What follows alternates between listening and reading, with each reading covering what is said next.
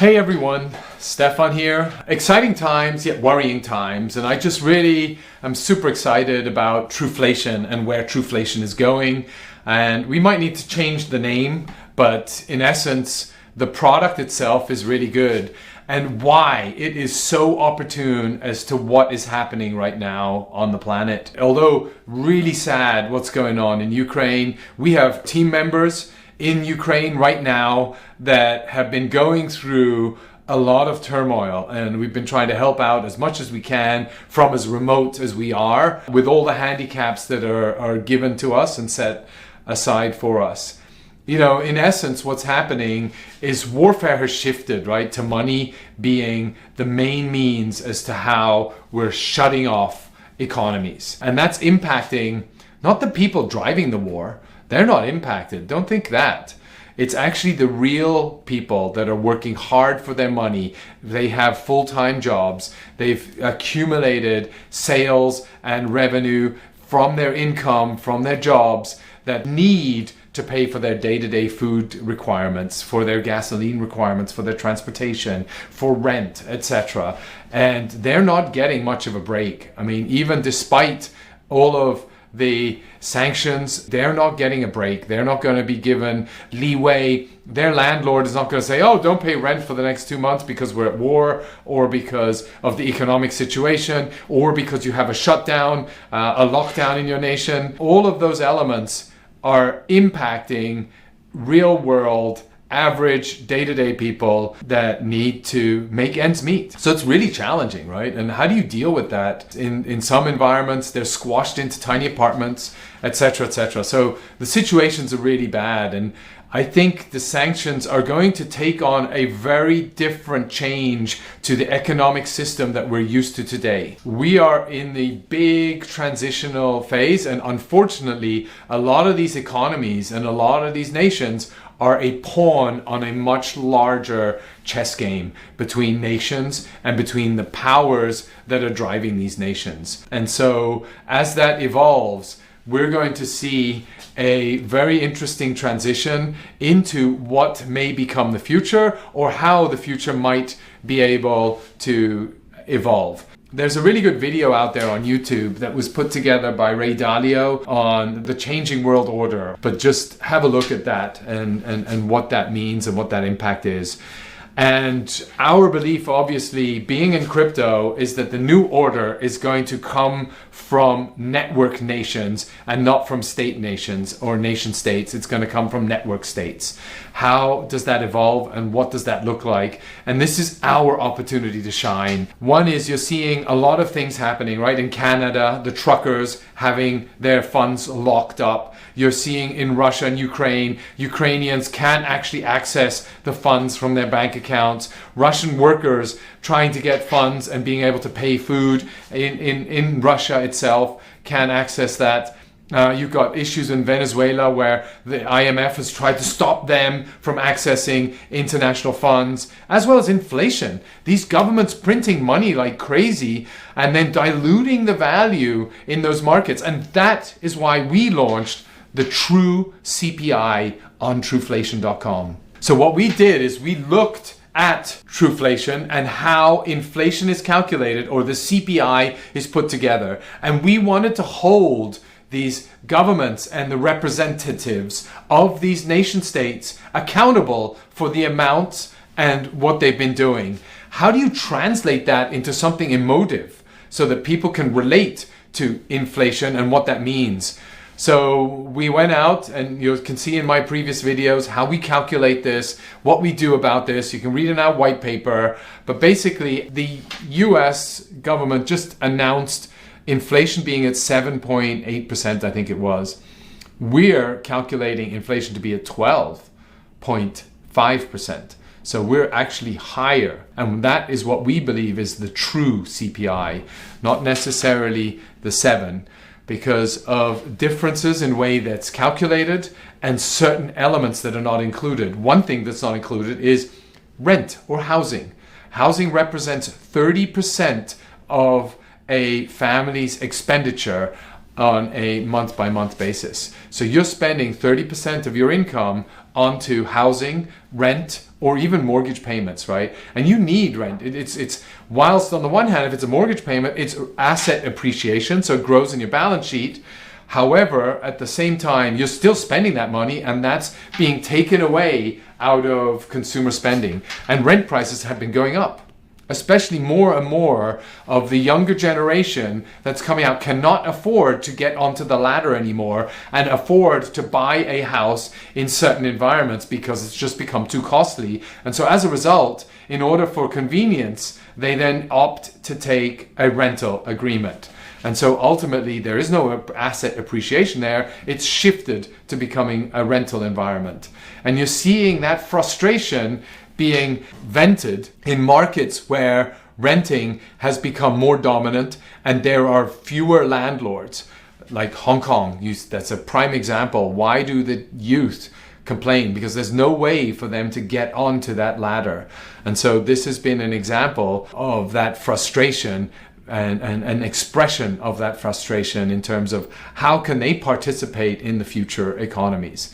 And a lot of people don't realize that what we're trying to do in crypto is build new opportunities. And I think the same is, why are we going to Mars? To break away from the existing restrictions in the real world, in this fiat world where the nation state representatives and the bureaucracy and this legacy is already there, and put all of these policies in place and trying to protect, the deep state is trying to protect the situation, their roles in the economy and their jobs for which they've been working at for the last 20, 30 years.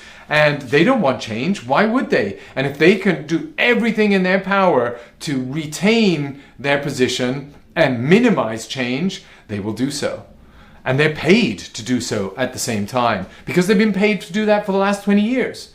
And they know every year their salary gets adjusted. Taxpayers' funds are going towards not evolving a community or society, but retaining existing policies, processes that have been built out in some cases, like in inflation, back in 1920s, a century ago, when there were no computers, there were no mobile phones, there was no internet. And so all of these processes have come about. And what we've then identified is, how do we calculate that and how do we bring the discourse around a scientific fact that is possible today thanks to phones, thanks to computers, thanks to APIs, and thanks to the blockchain, that all of a sudden we can bring the discourse to being about the science and how we're calculating it, the funding, the numbers and the algorithms, the weighting inside those algorithms, in order to get an output that we can accept as being the true value.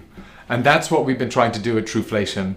And we started off with inflation. So as we do that, and as we've done that, one of the things is, what's going on in Ukraine is super sensitive. And I talked earlier a little bit about what's going on in the geopolitical situation where we're shutting off funds, we're making it impossible for anybody to deal with Russia. Not only can you not buy and trade out of Russia, you cannot ship, you cannot accept shipment from anybody that has purchased from Russia. So there's all of these policies and elements that have been put in place as a result of these sanctions, and it's pretty brutal. Of course, we should respond brutally to the brutal warfare that has been put into place with what's going on in Ukraine and the attack and the deaths and the murdering that's going on because of warfare. But what it's resulting in is everybody's ramping up in government spending for more weapons. We're entering into much more tension. We are not getting more civilized. We are changing our policies to allocate more assets, more resources, to building out more weapons, to kill more people, and to destroy more of the infrastructure that we have spent building that allows us to communicate with each other and foster relationships and build happiness thanks to the trade that can come out of this infrastructure, the communication and the exchange of funds and goods and services across border and nationality. That creates happiness. Instead, the representatives of these nation states decide we need to buy more weapons, we need to weaponize, we need to add more killing machines and destructive machines to our arsenal. That's going on the one hand, which is super sad to see, and I am a strong believer in not seeing assets allocations being decided by nation states and the representatives of those. I think we have much better institutions and individuals, founders, entrepreneurs, venture capitalists that have a much better and astute awareness on how to allocate assets to the benefit of society at whole.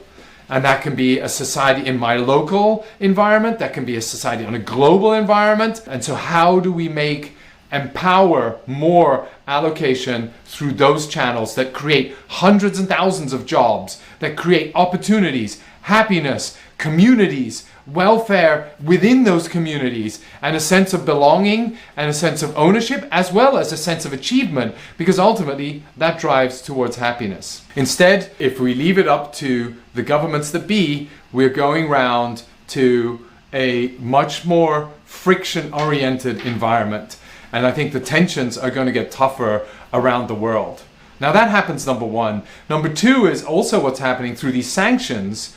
Whilst it's all countries around the world are being impacted through these sanctions. So nobody in the planet can actually work with Russia. But if you think about it, Russia supplies a large portion of the world's commodities. That means we in the West, in the East, in Africa, in South America are all extremely dependent on these resources for developing semiconductors, for metals, for infrastructure, roads, cars, oil, energy, food, wheat. A large portion of them, not all of them, are coming from Russia. And now all of a sudden, nobody can touch those. We can't buy them, we can't ship them, we can't store them, because anything we do, anybody outside of Russia touching any of that will be sanctioned and will be cut off from the global financial ecosystem, which then means you can't get a bank account, you can't withdraw your funds from a bank account.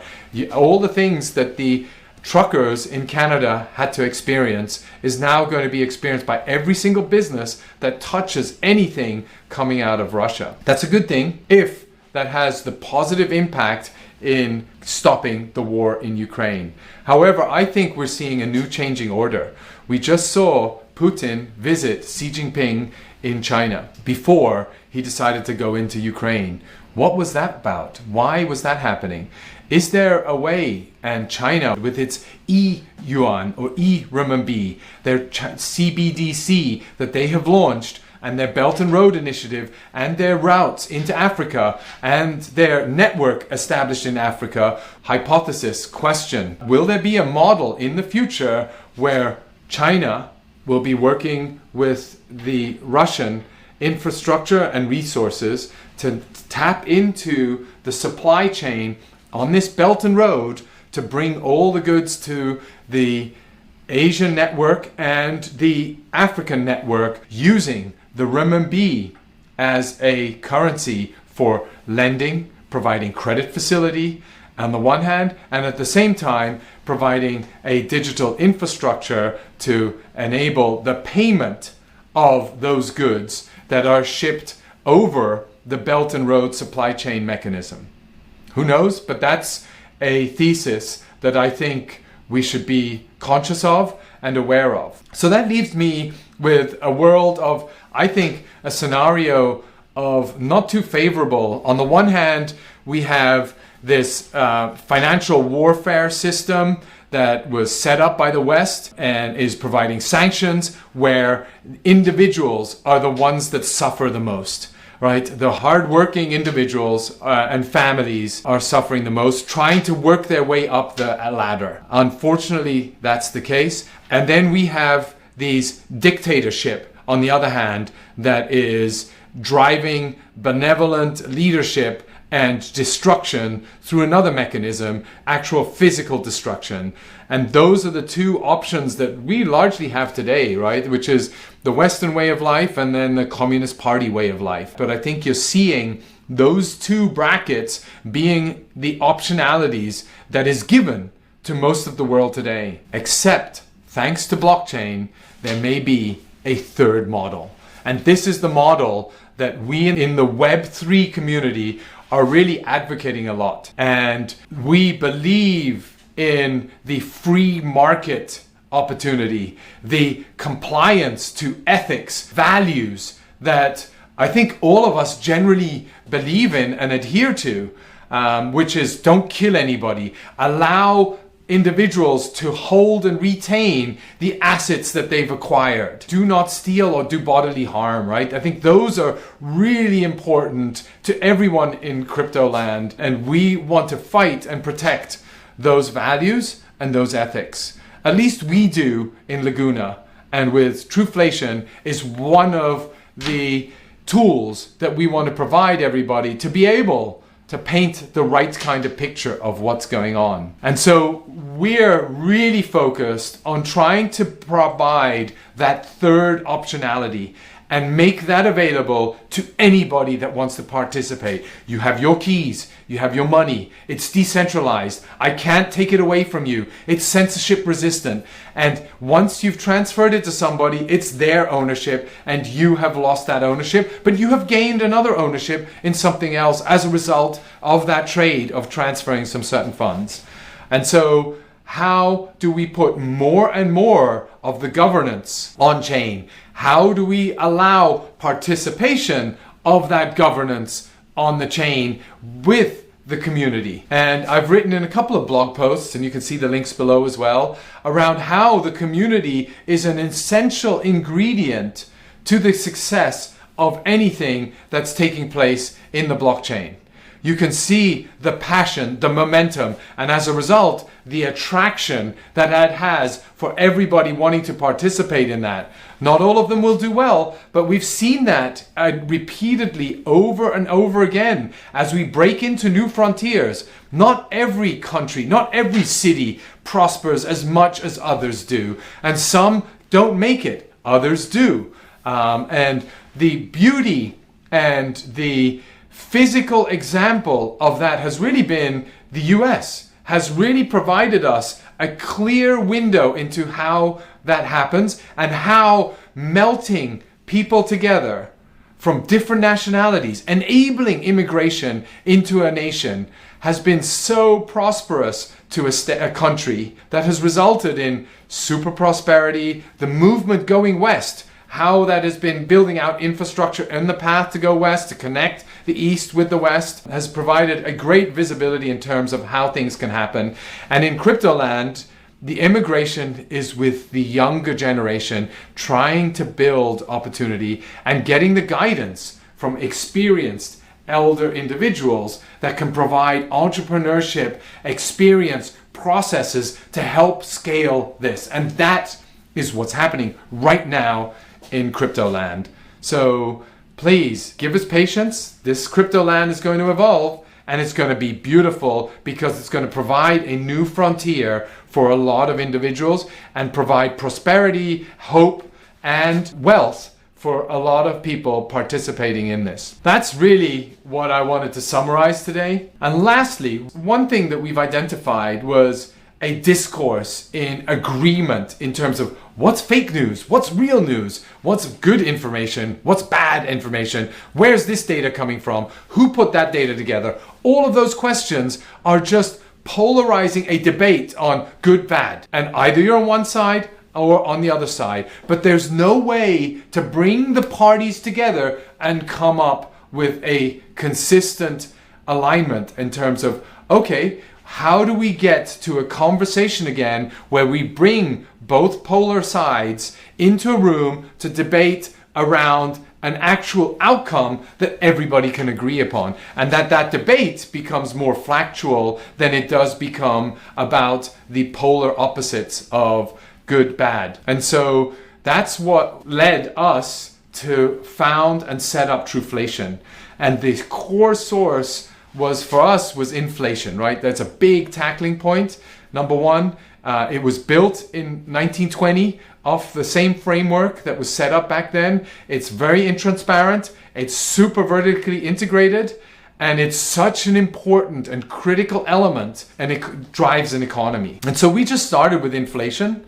We launched the True CPI, which is a calculation based on all sorts of data from online sources, and it's up for dispute. If anybody wants to come and dispute it and engage in the discourse and tell us how we can improve the equation, please do. The team is super ready to talk about how we do that weighting across the bucket of expenditure, but at the same time, where are we sourcing data from for transportation, for rent and real estate, for foods and cost of goods, for entertainment.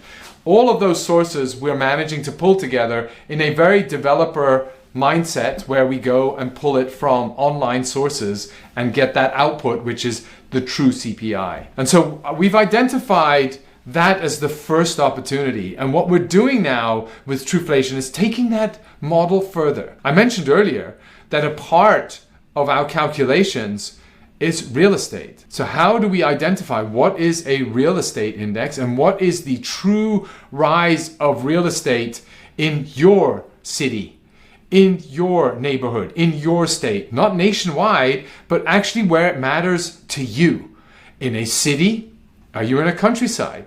Very different environments. How do we make that available? And so we went down that path, and we'll be updating with True Real Estate Index coming soon. But also, not only is there real estate in the physical world, there's also real estate in the metaverse. How is that manifesting itself? How do we identify what a price index looks like in a metaverse? And so the team are equally working on that with a number of partners in terms of trying to identify how we come up with that metaverse index and how the price in a metaverse has increased, decreased, changed, or what I can use as true price from a specific metaverse. And one metaverse is different to another metaverse. And why? And what are the underlying assets that help drive that? NFT. We're in the metaverse. We see NFTs as well. How do we create a price index for that? We've talked about commodities. We see some really interesting stable coins out there from Paxos to Sellos that are using gold as the assets to back and help stabilize that stable coin. If they're using gold, how is their reserve compared to the circulation versus that of the US government, the French government, the European government, or any other government around the world, the Chinese government, the Japanese government? How does that look like? And how do they contrast compared to that? That's another product that we're seeing. And so you can see all of these permutations, and we don't want it to be about, oh, you're using the wrong price of gold. No. We're using 24 prices of gold from however many markets there are, because you may get two different prices based on timing. It could be spot price, it could be a futures price, etc. So you pull all of that data together, you get the Federal Reserve balance sheet information together, you combine that, so you're creating a unique set of algorithms together off multiple sources of data, and then there is a calculation that happens. And so we want the debate to be around the calculation, so we can come together as a planet and again have an interesting debate around an algorithm and a calculation, and not around arrogance and mine is better than yours. And how can we create a conversation and a debate around an algorithm that works and appeals for the people on the street that are actually witnessing price increases, price hikes, paying for more, or even entrepreneurs building businesses trying to balance what they're doing, working and contrasting that to other institutions that are established and have been around for a long time, and making that transparent and visible for everybody. So yeah, that's sort of a quick summary, a quick blurb on sort of my thoughts of the week. And hope you enjoyed it. If you do, please hit the like, subscribe, do all of that. I will be trying to find windows where I can do a bit more longer format conversations like these today. And we'll be bringing more podcasts with individuals that are trying to change and provide more transparency and use the blockchain as the tool and means to help accelerate the change and bring that about. And you'll meet some really cool people that have a strong interest in seeing this be successful, have great values, and are sincere, competitive people too, but want to bring about a change that is beneficial to a whole group of people that are looking for the change. If you don't want the change, you don't need to go into that change. We're just trying to provide an alternative where some people may like to opt in for that. So if you like it, please opt in, use Truflation.com and follow us on Laguna.